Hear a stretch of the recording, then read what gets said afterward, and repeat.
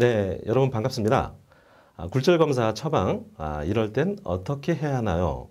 라는 주제로 여러분들과 이 온라인 강의를 진행하게 될 동신대학교 전인철입니다. 반갑습니다. 본 강의의 목표는 안경사 선생님들이 업무를 수행하는 중에 필요한 어떤 실무 능력하고 그 다음에 그 실무 능력에 대한 기초 이론을 다시 한번 되짚어보고 또한 현재 선생님들께서 검사하는 과정을 약간 재검토하고 보다 이론에 근거한 정확한 굴절 이상도를 검출하고 또한 양안시를 이해하도록 하는 것이 본 강의의 목표라 볼 수 있겠습니다. 본 강의의 주제를 잡을 때 제가 아는 지인 선생님들을 통해서 요즘 많이 사용하고 계시는 카카오톡을 통해서 궁금한 점을 갖다가 조사를 했습니다. 그래서 궁금한 점이 무엇이냐 이런 문자를 보냈을 때 되돌아오는 답신을 통해서 가장 많이 나왔던 것들을 추려가지고 같이 한번 이야기를 해볼까 합니다. 궁금한 점들을 질문을 했을 때 주로 많이 나왔던 내용들이 기존 안경하고 같은 도수로 해줬는데 어지러워요. 그럼 어떻게 해야 되죠? 뭐 이런 것들. 그 다음에 제가 이제 검사를 해봤더니 기존의 안경보다 사실 제가 검사한 결과가 더 높은데 높여주는 게 맞을까요? 뭐 이런 것들. 그 다음에 안경이 제가 볼 때는 적정한 도수인 것 같은데 안경이 어지럽다 그러는데 어지럽다 그러면 약간 두렵죠. 뭐 이런 것들. 그럴 땐 어떻게 해야 되는지. 그 다음에 안경 도수를 바꿔줬더니 물체가 두 개로 보인다고 얘기하네요. 뭐 이러한 경우에는 왜 그런지 어떻게 조치를 해야 될지. 그 다음에 많은 선생님들끼리 약간 좀 논쟁이 있죠. 나는 저교정을 위주로 한다. 완전교정이 맞지. 뭐 이런 것들 어떤 게 맞을까. 그 다음에 대부분의 안경원의 고객들이 많이 그러니까 오는 고객들 같은 경우가 근시 환자들이 많죠. 그래서 근시 환자들은 괜찮은데 원시 환자를 검사할 땐 전 두려워요. 어떻게 해야 되죠? 이러한 질문들도 많이 좀 받았고요. 그 다음에 요즘 뭐 노안 인구가 계속 증가하는 추세죠. 그래서 노안 같은 경우는 어떻게 처방을 해야 되죠? 그 다음에 조금 어려운 얘기일 수 있겠지만 오른쪽 눈하고 왼쪽 눈이 도수가 많이 다른 그런 부등시 같은 경우는 어떻게 처방하는 게 적정한가요? 뭐 이러한 것들. 그 다음에 작년 여름 같은 경우가 뭐 한 43도까지 올랐다고 하네요. 자, 이럴 때 변색 렌즈를 많이 판매를 했는데 변색 렌즈를 그 판매를 하고 나서 손님들이 이게 변색 렌즈가 잘 안 변한다. 이렇게 크레임을 걸었던 경우가 많은 것 같아요. 그렇다면 변색 렌즈 성능이 온도하고 어떤 상관이 있나요? 이러한 것들을 제가 이제 실험한 결과를 토대로 해서 여러분들과 이야기를 나누어 보는 시간을 가져볼까 합니다. 자, 첫 번째로 안경을 동일하게 해줬는데 안경이 어지럽다라고 합니다. 이러한 경우 굉장히 많죠. 보통 이제 어린이들이나 이제 청소년 같은 경우는 일정 기간이 지나게 되면은 뭐 도수가 자연스럽게 올라간다거나 그러는데 대부분 뭐 20대가 되거나 20대 이후가 되거나 이러한 경우에는 안경 도수가 거의 비슷하죠. 그래서 기존 도수하고 분명히 안경을 동일하게 해줬습니다. 물론 이제 태는 바뀌었을 수 있겠죠. 자, 이렇게 동일하게 해줬는데도 어지럽다고 하는데 이게 왜 어지럽죠? 그렇다면 이제 그러한 경우에 선생님들께서는 고객한테 어떻게 이야기를 하시나요? 제가 대부분 그럼 어떻게 이야기를 하십니까? 라고 제가 물어봤을 때 많은 선생님들께서 이제 그렇게 얘기하십니다. 원래 새로운 안경을 착용하면 약간 그렇습니다. 조금 지나면 적응되니까 뭐 하루 이틀만 참으세요. 라고 이렇게 얘기하는데 역으로 생각을 해서 내가 소비자, 내가 고객이었다면 그렇게 했을 때 신뢰를 가질까요? 물론 신뢰를 가지는 사람도 있을 수 있겠지만 그거보다 조금 더 이론적인 거를 설명을 해준다면 아마 고객이 쉽게 이해를 하면서 적응을 할 수 있지 않을까 생각이 됩니다. 그래서 이제 요거에 대해서 이론적인 설명을 잠깐 하도록 하겠습니다. 안경 렌즈는 마이너스 렌즈가 되건 플러스 렌즈가 되건 무조건 프리즘 렌즈의 조합입니다. 이 그림과 같이 그림에서는 지금 마이너스 렌즈를 설명을 하고 있는데요. 마이너스 렌즈는 지금 삼각형을 역으로 두 개를 정점을 합쳐놓은 것처럼 이렇게 생겼다라고 가정을 할 수가 있을 텐데 모든 단초점 렌즈에는 광학중심점이라는 게 있어서 광학중심점을 통해서 시선이 통과를 하게 되면 물체가 상해 이동이 없게 되죠. 그렇지만 우리 시선 같은 경우는 무조건 광학중심점만 통과를 할 수는 없죠. 그래도 PD하고 가급적이면 OH를 광학중심점과 일치시킬 수 있도록 안경을 조제 가공을 해주는 것이 일단 안경사의 역할이고 이랬을 때 유발되는 프리즘을 최소로 만들 수 있을 것입니다. 물론 PD가 기존에 64mm였는데 내가 조제 가공을 잘못해가지고 66이 된다거나 또는 62가 된다거나 이렇게 PD가 커지거나 작아지게 되면 그걸로 인해서 베이스 인 프리즘이나 또는 베이스 아웃 프리즘이 발생이 돼서 외사위 또는 내사위 이런 것들이 발생이 되고 그걸로 인해서 일단 안정피로라든가 이런 것들이 발생이 될 수가 있을 것 같습니다. 그렇지만 요즘에는 뭐 선생님들이 PD를 임의대로 하는 경우들도 거의 없고 그다음에 요즘엔 안경을 조제 가공해주는 옥스키가 굉장히 좋죠. 그렇기 때문에 PD가 이렇게 틀려져서 조제 가공이 되는 경우들은 거의 드문다고 볼 수 있을 것 같습니다. 그렇지만 이제 현장에서 선생님들 많이 하는 것들을 보게 되면 뭐 광학 중심점으로부터 그냥 2mm를 일괄적으로 올려서 조제 가공을 한다거나 이러한 경우들도 많이 봤는데요. 만약에 PD는 동일하지만 OH가 달라지게 된다면 이 프리즘이 유발이 되게 됩니다. 예를 들어서 기존의 안경보다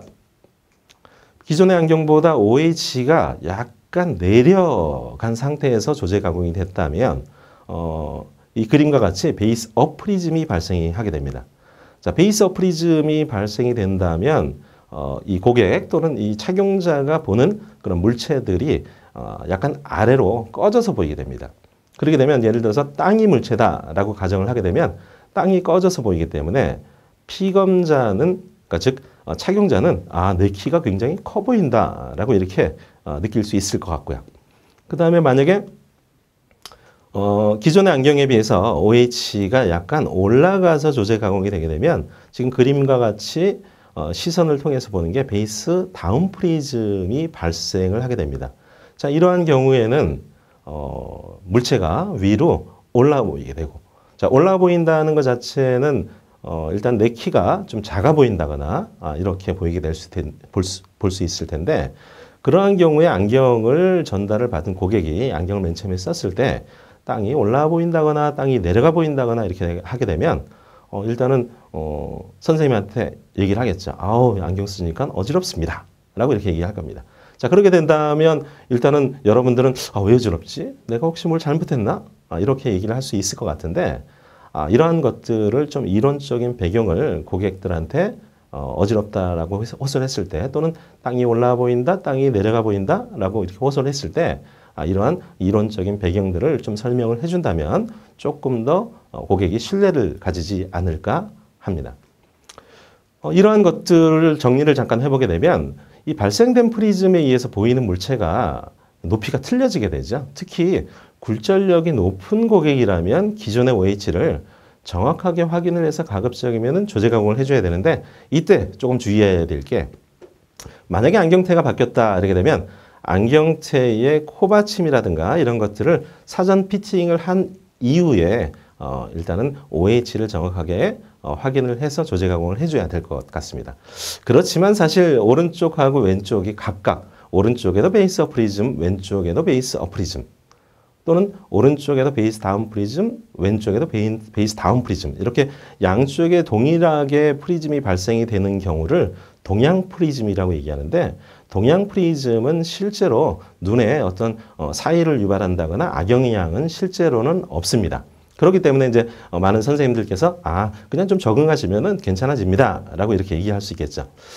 제가 어디선가 봤는데 그 동양 프리즘, 특히 이제 베이스 다운 프리즘 같은 경우는 약간 우울증이 있는 경우에는 오히려 양쪽에 전부 다 베이스 다운 프리즘을 발생을 시켜서 온 세상이 이렇게 붕붕 떠 보이게 이렇게 해서 약간 우울증을 위해서 동양 프리즘을 처방을 해주는 케이스를 해외에서도 사례를 잠깐 한번 본 것 같습니다. 이렇게 이제 첫 번째의 질문이 동일한 도수인데 안경이 어지럽네요. 뭐 이거에 대해서 간략하게 좀 설명을 드렸습니다. 다음은 기존의 안경하고 제가 지금 검사를 한 안경하고 봤는데 기존 안경이 너무 높은 것 같아요. 그래서 이제 기존 안경이 예를 들어서 마이너스 한 4디옵타 정도였고 이때 교정 시력이 한 1.0 정도가 나왔습니다. 근데 내가 이제 새로 검사를 했더니 굳이 4디옵타까지 넣지 않는다 하더라도 마이너스 3.5디옵타 정도 넣어도 뭐 교정 시력이 1.0 정도 나옵니다. 자, 이런 경우에는 대부분 뭐 마이너스 4디옵타보다는 마이너스 3.5디옵타를 뭐 권유를 해준다거나 착용을 처방을 해주거나 이렇게 하시겠죠. 자, 이때 또 그러면 기존 안경에 대해서 어떻게 얘기를 할까요? 많은 선생님들이 현재 안경 도수가 너무 높네요.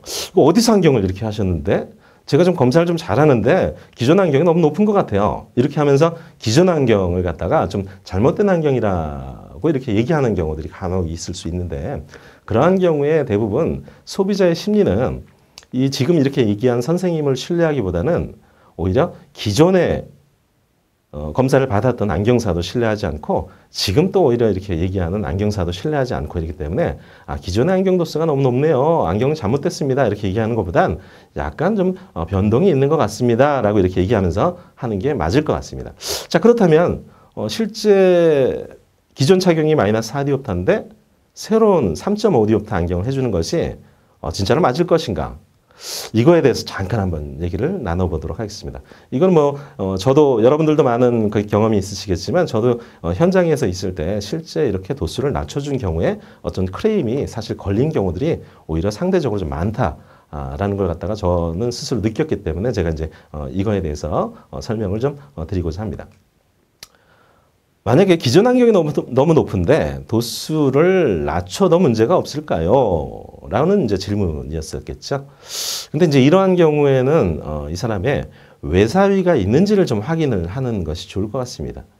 특히 이제 우리나라 및 아시아 계열 쪽 같은 경우는 사위도가 사실은 이제 외사위 계열 쪽이 좀 많죠. 그렇기 때문에 안경 도수를 마이너스 도수를 내린다면, 그러니까 마이너스 도수를 낮춘다면 만약에 외사위를 가진 사람이다 그러게 되면 오히려 불편함을 좀 호소할 수가 있겠습니다.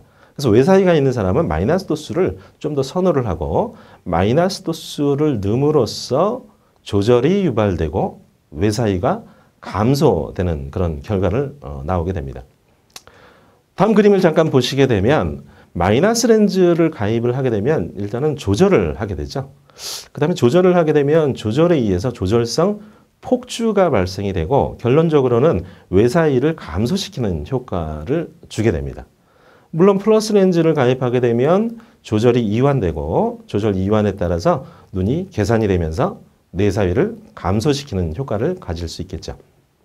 그래서 보통 우리가 플러스 렌즈를 가입을 하는 그런 뭐 기능성 렌즈들이라든가 뭐 이런 것들이 전부 다 약간 내사위가 있는 사람들을, 즉 폭주 과다가 있는 사람들 같은 경우는 그런 기능성 렌즈가 가장 적절하다라고 이렇게 많이 얘기를 하고 있죠.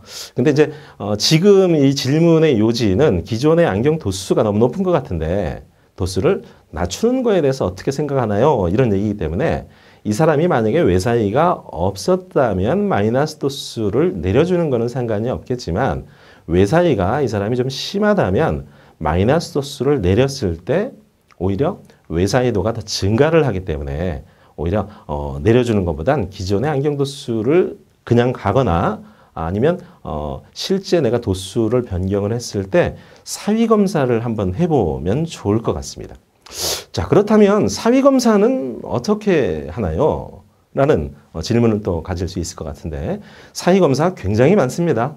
뭐 일단 이 그림에서 보다시피 뭐 가림 검사, 뭐 학교에서 많이 배웠죠. 봉그라페 테스트, 그다음에 마독스 로드 검사, 그다음에 수정텐 토링톤, 그다음에 하웰 카드 검사, 기타는 이제 주시 시차 검사까지 이렇게 있는데 뭐 이 모든 것들을 다 지금 말씀을 드릴 수는 없지만 일단 오늘 간단한 것들 있죠. 여러분들 검사를 하면서 빠른 시간 안에 조금 더 신속하게 검사를 할 수 있는 검사 방법 이 두 가지에 대해서 간략하게 설명을 드리고 넘어갈까 합니다.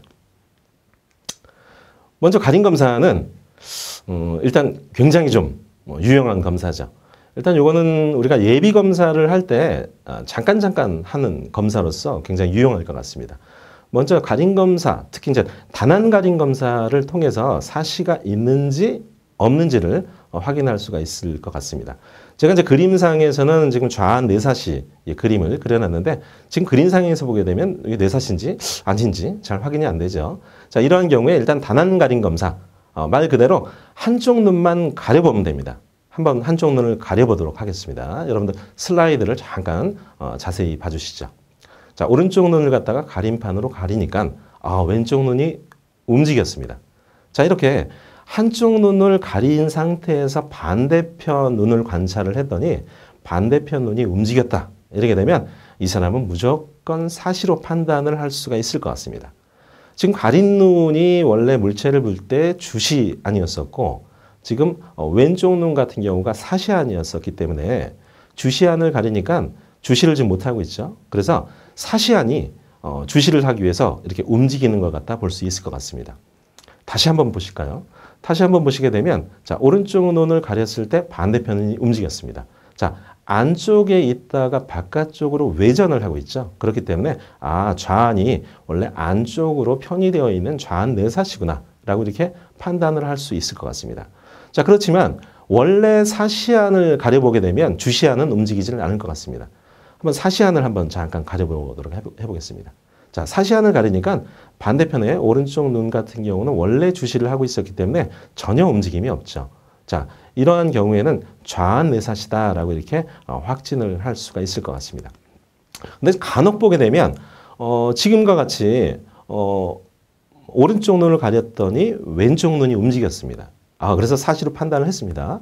그래서 왼쪽 눈을 가렸더니 또 오른쪽 눈이 움직였습니다. 자, 이러한 경우를 우리가 교대 사시로 판단을 할 수가 있을 것 같은데 이러한 경우에 뭐 5번, 6번, 7번 한다고 계속 오른쪽, 왼쪽, 오른쪽, 왼쪽 이렇게 움직이지 않고 마지막에 1번 또는 2번 정도 했을 때 주시안이 결정이 되게 됩니다. 그래서 만약에 교대 사시 같은 경우는 첫 번째 또는 두 번째에 이 단안 가림 검사를 해서 둘 다 움직였다 그러게 되면 교대 사시로 이렇게 판단을 할 수가 있을 것 같습니다. 자, 그렇다면 사시는 어떻게 해야 되나요?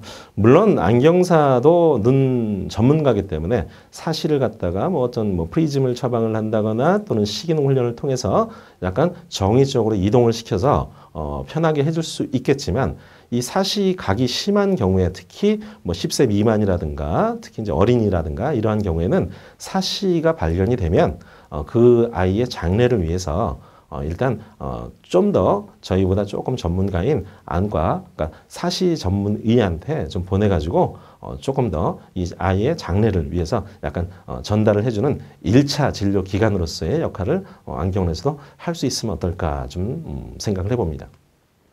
만약에 오른쪽도 움직이지 않고 왼쪽도 움직이지 않았다 이렇게 되면 그때는 사시가 아니다라고 판단을 하겠죠. 자, 그렇다면 그때는 사시가 아니면 정의 아니면은 사위다라고 얘기를 할 수 있을 것 같습니다. 자, 사위 같은 경우는 실제로 양안시가 가능하지만 안정피로가 발생이 되죠. 그렇지만 사시 같은 경우는 양안시가 불가능하기 때문에 한쪽 눈으로 주시를 하게 됩니다.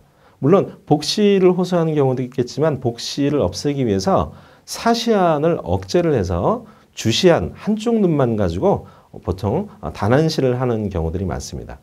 우리가 보통 아까 제가 말씀을 드렸던 게 지금 사위에 대해서 얘기를 나누고 있기 때문에 사위 같은 경우는 일단은 제일 중요한 건 양안시는 가능하지만 일단은 안정피로가 발생이 되죠. 그렇지만 우리가 이제 안경사들이 해줘야 되는 역할은 편안한 안경을 갖다 처방해 주기 위해서 우리가 시력 검사를 하기 때문에 이런 굴절 검사 또는 양안시 검사를 통해서 안정피로가 발생되지 않는 그런 시생활을 할 수 있도록 해주는 것이 안경사의 역할이다라고 볼 수 있을 것 같습니다. 이 사시 같은 경우는 어떻게 판단하는 게 좋냐면 일단 가림 벗김 검사를 하면서 벗기는 순간 가렸던 눈을 관찰하는 방법이 있지만 제가 실제로 해보게 되면 교대 가림 검사를 했을 때가 훨씬 더 판단하기가 용이합니다. 자, 교대 가림 검사는 말 그대로 오른쪽 가렸다가 왼쪽 가렸다가 하면서 가렸던 눈을 움직임을 확인을 하는 거죠. 그래서 그림을 다시 잠깐 한번 보도록 하겠습니다. 지금 현재 오른쪽 눈을 가린 상태에서 왼쪽 눈으로 차폐판을 이동을 해보도록 하겠습니다. 자, 이동을 했더니 가렸던 눈이 안쪽으로 움직이네요. 자, 그럼 지금 이 환자 같은 경우는 가린 상태에서 눈이 바깥쪽으로 편의가 되어 있고 지금 왼쪽 눈을 가리니까 오른쪽 눈 주시를 하기 위해서 안쪽으로 내전을 하게 되죠. 자, 이런 경우를 우리가 외사이다라고 할 수가 있을 것 같습니다. 또 동일하게 지금 왼쪽 눈을 가린 상태에서 오른쪽 눈으로 차폐판을 이동하니까 왼쪽 눈이 안쪽으로 이렇게 내전하는 걸 볼 수 있을 것 같습니다. 자, 이렇게 사위 같은 경우는 우한, 좌한, 우한 내사위, 좌한 외사위 뭐 이렇게 나누지 않습니다. 그러니까 외사위면 외사위, 내사위면 내사위 이렇게 나누기 때문에 일단 맨 처음에 단안 가림 검사를 통해서 사시가 있는지 없는지 먼저 판단을 하고 그 다음에 교대 가림 검사를 통해서 이렇게 가림판을 제거를 하면서 봤을 때 움직임이 없다면은 정위, 움직임이 있다면 사위가 있는 것으로 판단을 하시면 되겠습니다. 자, 이렇게 가림 검사를 할 수도 있지만 이 수정된 토링톤 방법이라는 게 어떻게 보면 굉장히 유용한 방법일 수도 있을 것 같습니다. 지금 이제 보시는 그 시표 같은 경우는 일단 근용 40cm에서 할 수 있는 그 시표로 만들었었는데요. 이 시표에서 보다시피 지금 점들이 쭉 있습니다. 그래서 수평으로 점들이 있고 수직으로 점들이 있는데 이 점 하나의 간격을 1프리즘, 그러니까 즉 요거는 40cm에서 검사를 할 수 있게끔 만들었기 때문에 지금 깜빡깜빡 거리는 빨간 점으로부터 첫 번째 점까지의 거리가 0.4cm 정도의 간격이 되겠습니다. 자, 이런 시표는 뭐 직접 만들어서 사용하실 수도 있고 이렇게 우리 관련된 기자재를 파는 어떤 판매처에서 여러분들 쉽게 구할 수 있는 그런 시표가 될 수 있을 것 같습니다. 자, 이 검사하는 방법을 잠깐 그림으로 잠깐 설명을 드리도록 하겠습니다. 자, 피검자가 일단은 굴절 검사가 다 끝났습니다. 굴절 검사가 끝난 상태에서 안경을 착용을 하고 있는 상태다라고 가정을 하고 자, 이 상태에서 오른쪽 눈에다가 마녹스 로드를 수평으로 위치를 시키게 되면 오른쪽 눈 같은 경우는 저렇게 빨간 수직선을 보게 되고요. 왼쪽 눈 같은 경우는 깜빡깜빡거리는 저 광원을 보게 됩니다. 자, 이러한 경우에 검사자가 이 피검자한테 즉 고객한테 물어보게 되죠. 자, 빨간색 수직선이 어디가 있습니까? 라고 얘기한다면 지금 왼쪽에 6을 가리키고 있습니다. 라고 얘기하게 되면 자, 이때는 외사위 6프리즘이다 라고 이렇게 간단하게 판단을 할 수가 있습니다. 이때 조금 주의할 것은 저 선이 왔다 갔다 이렇게 하는데 이러한 경우에 오른쪽이 됐던 왼쪽 눈이 됐던 차폐판이나 손을 이용해서 가렸다 띄었다 이렇게 하면서 움직임이 들어가게끔 하는 상태에서 수직선이 지나가고 있는 그 숫자를 말씀을 해달라라고 얘기를 해가지고 판단을 하시면 좋을 것 같습니다. 이게 실제 검사를 해보게 되면 뭐 한 3초? 그래서 한 4초 정도밖에 안 걸리기 때문에 여러분들이 한 뭐 2번 또는 3번 정도 검사를 해서 여러분들이 뭐 평균값을 취하시거나 거기에서 적절한 값을 이 사람의 사이도로 판단을 하시면 좋을 것 같습니다. 그 다음 얘기로 잠깐 넘어가게 되면 저교정이 맞을까요? 완전교정이 맞을까요? 뭐 이런 얘기인데요. 거의 다 뭐 이 저교정, 완전교정 이거는 뭐 선생님들마다 약간 약간 주장하는 게 약간씩 좀 틀린 경우들이 있을 것 같습니다. 자, 완전교정은 좀 어지러울까 봐 저교정을 하는데 문제가 있나요? 근데 이거는 아마 두 번째 또는 첫 번째에서 얘기했던 거하고 거의 비슷한 이론일 것 같은데요. 자, 일단은 마이너스 렌즈를 가입하게 되면 조절이 일어나게 되고 조절에 따라서 폭주가 발생을 하게 됩니다. 그렇기 때문에 외사위가 감소를 하겠죠. 플러스 렌즈를 가입하게 되면 조절 이완이 일어나고 눈이 벌어지기 때문에 내사위가 감소를 하게 됩니다. 자, 제가 이제 이 그림을 다시 사용을 하는 이유는 뭐냐면 만약에 이 사람이 외사위를 가진 사람이다 그러게 되면 가급적이면 이 사람이 근시인 경우에 마이너스 렌즈 쪽을 조금 더 완전 교정 쪽으로 다가가 주는 게 좋을 것 같고요. 이 사람이 만약에 근시인데 이 사람이 만약에 뇌사이를 가지고 있다. 이렇게 되면 이 사람의 편안한 안위를 위해서는 가급적이면 플러스 방향, 그러니까 마이너스 도수에서는 가급적이면 플러스 방향 쪽으로 낮은 그런 도수를 선택을 해서 해주면 좋을 것 같습니다.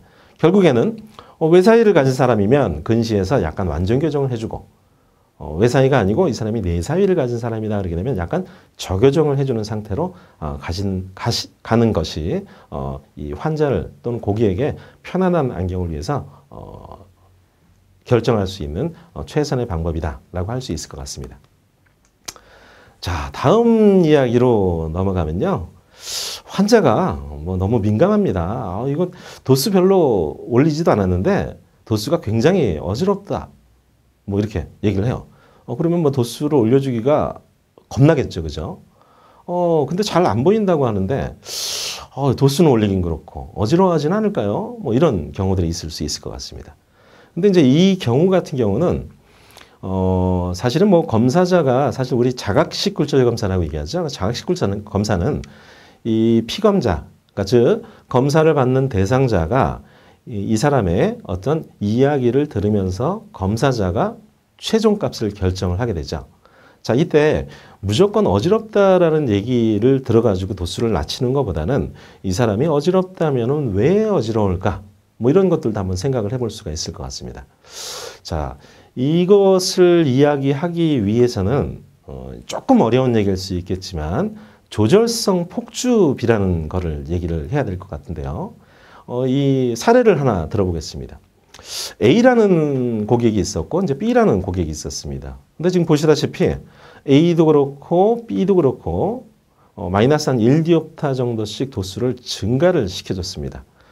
실제 현장에서 마이너스 1디옵타까지 증가를 시키지는 않지만 여러분들 이해를 돕기 위해서 1디옵타씩 증가를 시키는 거로 가정을 했습니다. 근데 A 같은 경우는 도수를 1디옵타 올렸을 때 약간 어지럽지만 그래도 잘 보이네요. 이러면서 이 사람은 적응을 잘했습니다. 근데 이제 B 고객 같은 경우는 도수를 1디옵타를 증가시키니까 잘 보이지만 이거 너무 어지러워서 쓸 수가 없어요. 그러면서 그 다음날 와서 이 안경 때문에 막 어지러워가지고 계단에서 넘어질 뻔했다는 등 도수를 내려달라는 등 이렇게 막 이야기를 합니다. 자, 이러한 경우에 A는 이 사람은 적응을 좀 잘하는 착한 사람이고 B는 이 사람은 좀 소위 얘기하는 좀 민감한 사람, 그런 사람이라고 이렇게 생각할 수 있을 텐데 실제로 여기에서는 어떤 민감성보다도 이 ACAB, 그러니까 조절을 할 때 조절성 폭주가 어떤 사람은 많이 생기고 어떤 사람은 적게 생기는데 이 차이 때문에 그러지 않을까 이거를 좀 한번 생각을 한번 해보도록 하겠습니다. A 같은 경우나 B 같은 경우나 둘 다 지금 좀 전에 1디옵타씩 도수를 증가를 시켰죠. 마이너스 1디옵타를 증가를 시키게 되면 새로운 안경에서 무조건 1디옵타의 조절 자극이 유발되기 때문에 1디옵타의 조절이 발생한다라고 가정을 할 수가 있습니다. 근데 A 같은 경우는 우리 조절을 할 때 조절성 폭주비, 그러니까 즉 ACAB가 2대 1이고 B 같은 경우는 10대 1이다 이랬을 때 둘 다 동일하게 1디옵타씩 도수를 올려줬지만 A 같은 경우는 눈앞에 2프리즘의 효과가 생기고 B 같은 경우는 눈앞에 10프리즘의 효과가 생깁니다. 즉 만약에 둘 다 0이었다 그러게 되면 A 같은 경우는 2프리즘의 내사이가 유발이 되고 B 같은 경우는 10프리즘의 내사이가 유발된 거죠. 그러니까 즉 다시 조금 더 말씀드리게 되면 A하고 B하고 둘 다 동일하게 마이너스 1디옵타씩을 눈앞에 놓아준 거지만 실제 A가 느끼는 거는 눈앞에 2프리즘이 눈앞에 놓여진 거하고 효과가 똑같고 B 같은 경우는 10프리즘을 놨습니다. 그렇게 되면 실제로 우리 생각을 해보면 2프리즘을 놨을 때하고 10프리즘 놨을 때하고 이 상황 자체가 굉장히 틀리겠죠. 이렇듯이 ACAB가 높은 사람 같은 경우는 한꺼번에 도수를 많이 올려주게 되면 이렇게 어지럽다 이런 얘기를 갖다 할 수가 있습니다. 자, 이 얘기 같은 경우는 제가 이제 예전에 봤던 책인데요. 이 책 같은 경우는 우리 미국에 있는 이제 검안 의가 검사를 하면서 한 22가지의 철칙을 좀 이렇게 해놓은 건데 그 중에 8번째의 철칙에 1디옵타 이상의 변화를 주는 경우에는 세심한 주의를 기하라 이렇게 하면서 특히 ACAB가 높은 환자 같은 경우는 도수 변화를 주의하라 라고 이렇게 철칙에도 제시를 해놨듯이 이게 굉장히 어떻게 보면 중요한 요인 중에 하나다라고 볼 수가 있을 것 같습니다. 이게 사실 이제 ACAB를 현장에서 검사를 하시는 분도 많지만 ACAB가 뭔지 잘 모르시는 분들도 사실 있을 것 같아요. 근데 ACAB를 한번 검사하는 방법도 사실 얼마 걸리지 않고 쉽게 한 10초 정도면 검사를 사실 할 수 있습니다. 그래서 검사하는 방법을 잠깐 한번 소개를 해드리고 가도록 하겠습니다. 자, ACAB 같은 경우는 우리 아까 외사이를 검사를 한 이 수정된 토링턴 카드를 이용해서 할 수 있을 것 같은데 아까 우리 마독스로드를 가입한 상태에서 빨간 선이 어디로 갑니까? 라고 물어봤더니 아까 그러니까 왼쪽에 6을 가리키고 있게 되면 6프리즘 외사이라고 판단할 수가 있었죠. 자, 이때 플러스 렌즈 또는 마이너스 렌즈를 가입하시면 되는데 만약에 플러스 렌즈를 가입을 하게 되면 조절 이완이 일어나고 조절 이완에 따라서 눈이 벌어지게 됩니다. 자, 이때 원래 6개가 있었지만 얼마만큼 벌어졌는지를 봤더니 지금 12를 가리키고 있습니다. 그러니까 즉 이 사람 같은 경우는 1디옵타 조절 이완을 할 때 6프리즘만큼의 눈이 계산을 하는 그런 사람입니다. 그래서 이러한 경우에는 ACAB를 6대 1이다 라고 이렇게 얘기를 할 수가 있겠죠. 근데 만약에 이 사람이 ACAB가 2대 1인 사람이다 그러게 되면 아까 6이었지만 8 정도까지밖에 이동이 안 되는 그런 경우가 발생이 되겠죠. 그래서 ACAB 측정이 의외로 한 10초도 안 걸리게 간단하게 이렇게 측정을 할 수 있기 때문에 현장에서 여러분들이 좀 습관화를 좀 들이셔서 ACAB를 측정을 해보시면 좀 좋을 것 같다라는 좀 생각을 해보게 됩니다. 그 다음에 이제 이게 초보 안경사 선생님들이 주로 많이 얘기를 하는 건데 대부분 뭐 선생님들도 그런 경험이 있지 않으신가요? 뭐 우리 안경광학과 실습생들 또는 초년차 선생님들이 이제 안경원에 처음 들어왔습니다. 자, 이때 우리 자동 굴절계로 딱 찍었는데 마이너스 값이 나오게 되면 뭐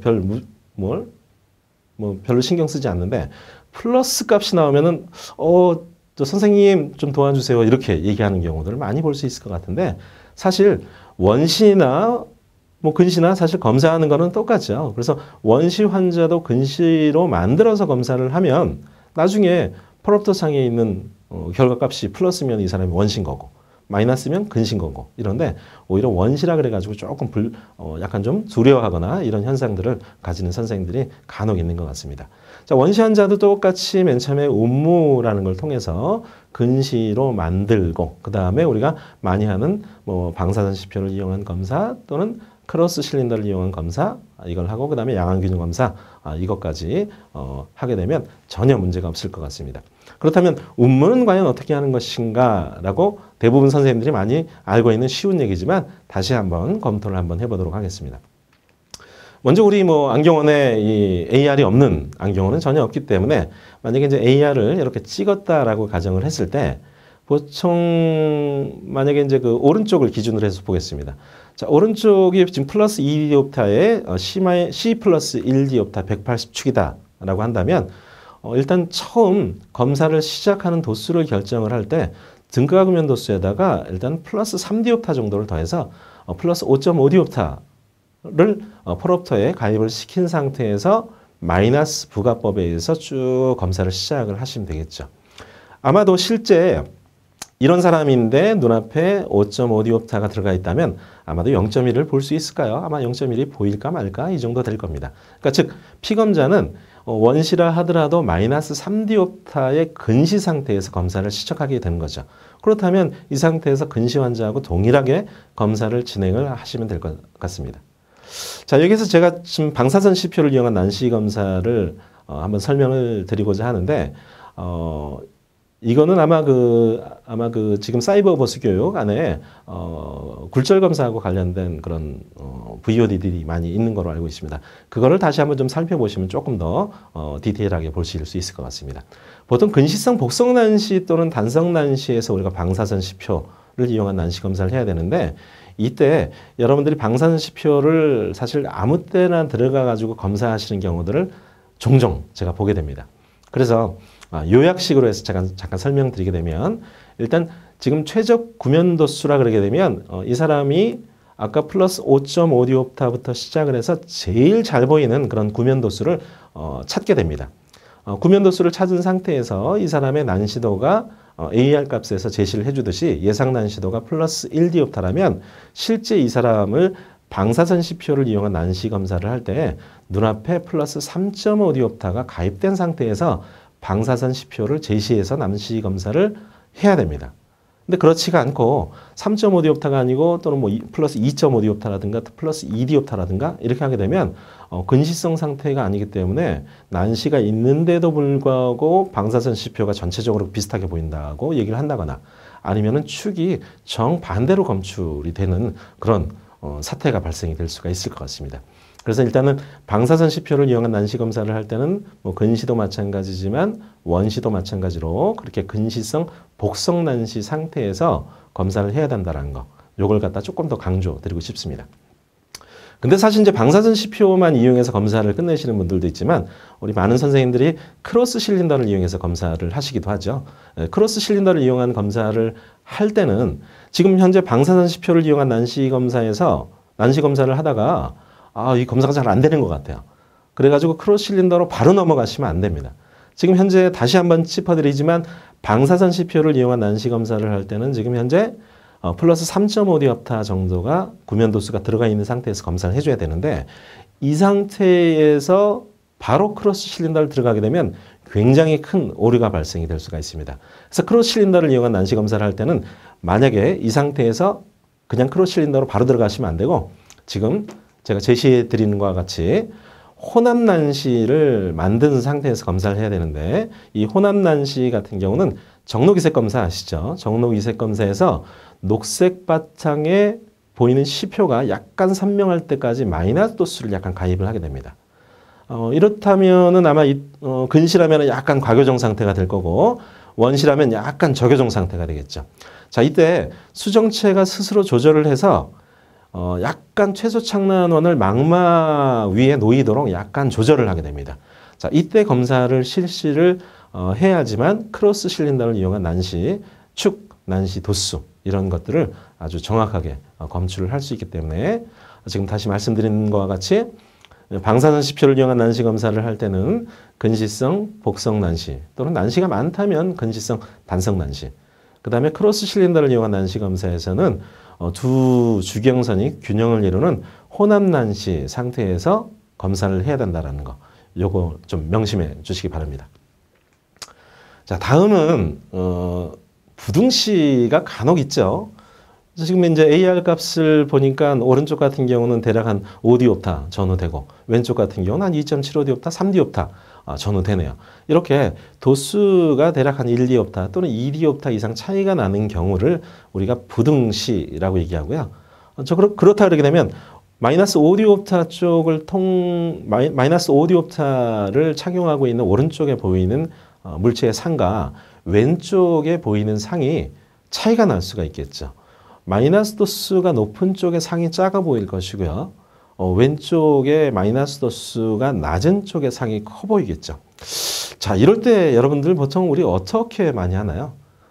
제가 이제 이런 것들도 같이 많이 얘기를 해봤을 때 어떻게 처방을 하시는 경우를 많이 봤냐면 오른쪽 같은 경우는 굴절률이 높은 거로 왼쪽 같은 경우는 굴절률이 좀 낮은 거로 이렇게 해가지고 두께를 맞춰주는 그렇게 처방을 해주는 경우를 많이 봤는데요.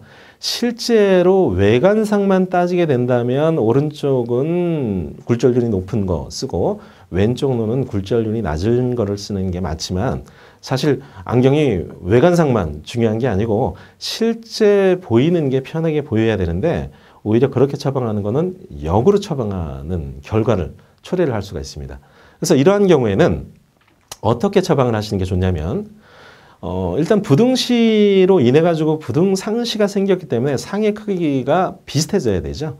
그렇기 때문에 실제로 렌즈를 두껍게 한다거나 곡률을 크게 만들게 되면은 상의 크기가 커져 버리게 됩니다. 그러니까 즉 지금 이 환자 같은 경우는 오른쪽 눈의 도수가 높기 때문에 오른쪽 눈에 보이는 상이 작아 보이죠. 그래서 오른쪽 눈에 보이는 상의 크기를 크게 해줘야 되는데 그렇게 해주려고 그러면 오른쪽 렌즈를 오히려 더 두껍게 그 다음에 곡률을 크게 만들어줘야 됩니다.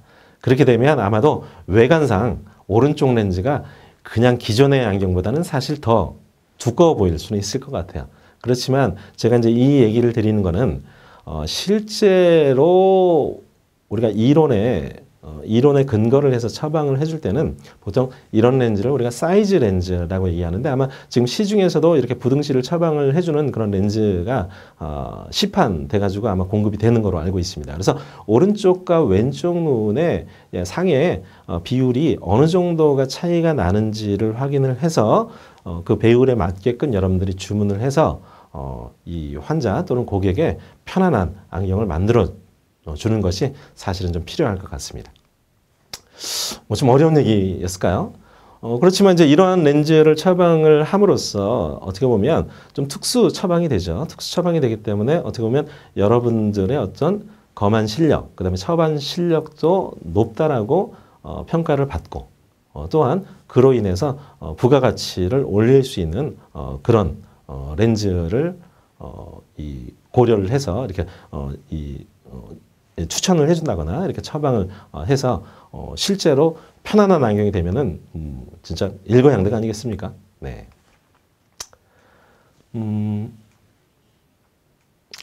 다음은 마지막 얘기가 될 것 같은데요. 요즘에 이제 변색 렌즈가 잘 변하지 않아요라고 이런 질문들을 많이 했습니다. 아까 제가 이제 서두에 잠깐 말씀을 드렸는데 제가 이거 뉴스를 잠깐 캡처를 한번 해봤습니다. 작년에 76년 만에 굉장히 더웠다. 최고 온도를 76년 만에 기록을 갈아치워 이렇게 하면서 공식적으로는 홍천에서 40.1도지만 실제 비공식적으로는 함양 쪽에서 보게 되면 43도까지 이렇게 올랐다고 뉴스에서 나오더라고요.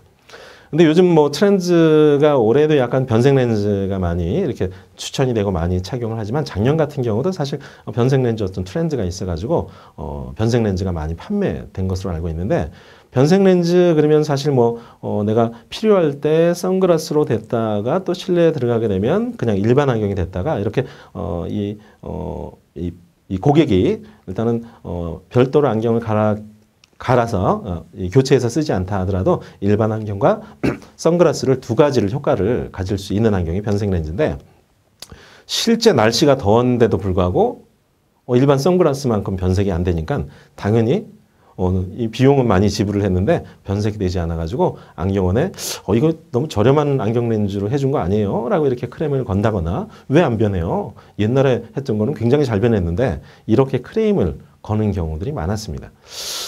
그래서 이제 그런 얘기들 들으면서 실제로 온도에 따라서 좀 차이가 있을까 하고 제 스스로 궁금해가지고 제가 이제 한번 실험을 한번 해봤습니다. 자, 이건 뭐 좀 이론적으로 뭐 어려운 얘기들을 한 건 아니고요. 제가 한 14개 정도의 렌즈를 갖다가 이제 수거를 시중에서 판매되는 걸 수거를 했는데 뭐 아시다시피 이 안경 렌즈 재질 모노마에다가 변색이 가능한 화학 물질을 넣어가지고 변색을 시키는 방법이 있고 그다음에 코팅으로 해가지고 변색을 시키는 안경 렌즈가 있죠. 지금 이제 표에서 보시다시피 이제 코팅한 거하고 모노마하고 이렇게 쭉 섞어가지고 이렇게 좀 실험을 쭉 해봤는데 요게 지금 제가 이제 1분, 그 다음에 뭐 2분, 3분, 4분, 5분까지 이렇게 노출을 시켜봤습니다.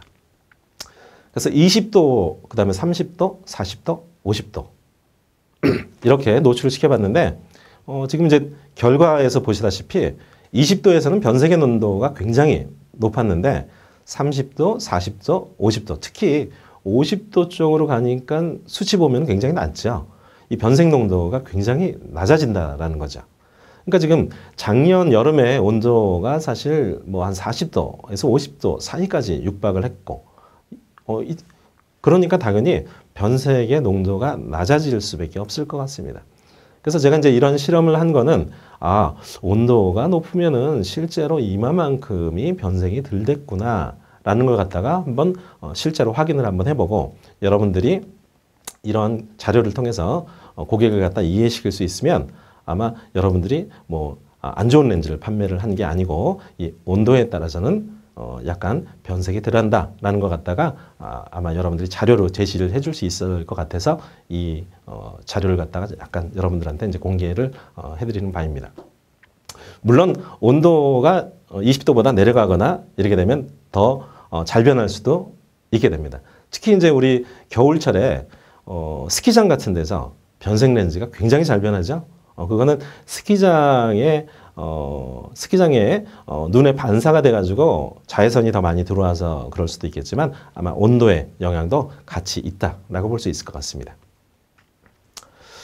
자, 이렇게 변색 렌즈 성능이 온도하고 상관이 있나요? 라고 이렇게 질문을 했었는데 온도가 상승할수록 변색 농도는 약간 낮아진다라고 얘기할 수가 있을 것 같고, 그 다음에 코팅 방식이 모노마 방식보다 높은 온도에서 약간 변색이 오히려 더 잘 되더라 라는 결론을 좀 여러분들한테 말씀을 드릴 수 있을 것 같습니다. 그렇기 때문에 이제 코팅 방식이 조금 더 약간 시중에서 아마 판매되는 금액이 더 비싸죠. 이렇게 코팅 방식이 조금 더 유리하다라는 걸 갖다가 결론을 말씀을 드리고자 합니다.